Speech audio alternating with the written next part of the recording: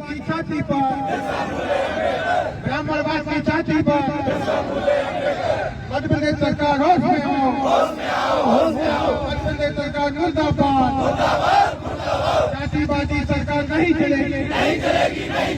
जातिवादी सरकार नहीं चलेगी। दोस्तों, ये बड़ा दुर्भाग्य है कि बहुजन समाज से आने वाले एक IAS जो सामाजिक न्याय की बात करते हैं, सामाजिक न्याय को स्थापित करने की बात करते हैं,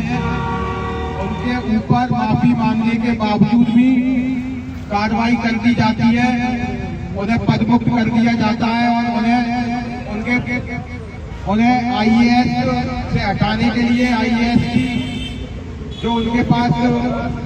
पद है उसको वापस लेने के लिए दिल्ली भी जो है भ्रष्टाचार कर दिया जाता है। आप समझिए कि एक IAS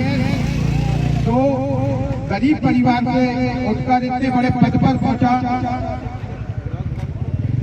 संपूर्ण SC ST OBC के अधिकारियों और कर्मचारियों का नेतृत्व करने वाला बना और उसको कुछ चुनिंदा मनुवादियों के बहकावे में आकर पदमुक्त कर दिया जाता है। इसी मध्य प्रदेश के अंदर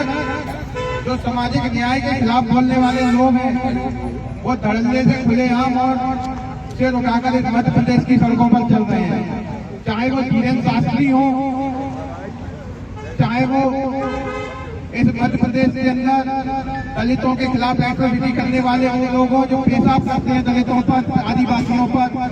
पिछड़ों के खिलाफ एक्टिविटी कर रहे हैं। इन सभी लोगों ने एक ऐसा माहौल पूरे देश के अंदर, पूरे मध्य प्रदेश के अंदर बनाकर रखा है कि मध्य प्रदेश की सरकार को, इस देश की सरकार को भी दबाने का काम कर रहे हैं। चुनिंदा लोग हैं, आज चुनिंदा लोग पूरे बहुजन वर्ग के खिलाफ हमेशा बोलने का काम करते हैं, कभी आरक्षण के खिलाफ बोलने का काम करते हैं, कभी एट्रोसिटी एक्ट के खिलाफ बोलने का काम करते हैं, कभी कहते हैं कि बाबा साहब हमने संविधान नहीं लिखा, कभी बाबा साहब को मिटाने की बात करते हैं। लेकिन मध्य प्रदेश सरकार जो बाबा साहब और बाबा साहब के संविधान की वजह से बनी है, उस मध्य प्रदेश के सरकार के मुखिया जो OBC वर्ग से आते हैं वो कोई कार्रवाई नहीं कर पाते हैं। ये दुर्भाग्य का विषय है। आज पूरे मध्य प्रदेश के अंदर संयुक्त तौर पर OBC महासभा, जैस, भीम आदमी, आजाद समाज पार्टी, तमाम जातिगत संगठनों का संयुक्त प्रदर्शन हो रहा है पूरे मध्य प्रदेश के हर एक जिले में, हर एक तहसील में। और जो आवाज हम लोग बुलंद कर रहे हैं मध्य प्रदेश की सरकार तक, देश की सरकार तक पहुंचा रहे हैं। आज एक ज्ञापन देने हम यहाँ आए हैं और देश के राष्ट्रपति को, देश के प्रधानमंत्री को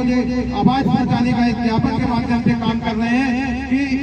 जो IAS संतोष वर्मा के खिलाफ जो इलीगल कार्रवाई हुई है उसको वापस लिया जाए। और दिल्ली के लिए जो पत्राचार किया गया है, अगर वो पत्राचार पर कोई कार्रवाई होती है तो इस देश की, इस मध्य प्रदेश की सड़कों पर हम उसी जोश के साथ लड़ने का काम करेंगे जब हम 2 अप्रैल 2018 को आरक्षण बचाने की लड़ाई करने के लिए उतरे थे। ये बात इस देश की सरकार से और इस मध्य प्रदेश की सरकार से कहना चाहते हैं।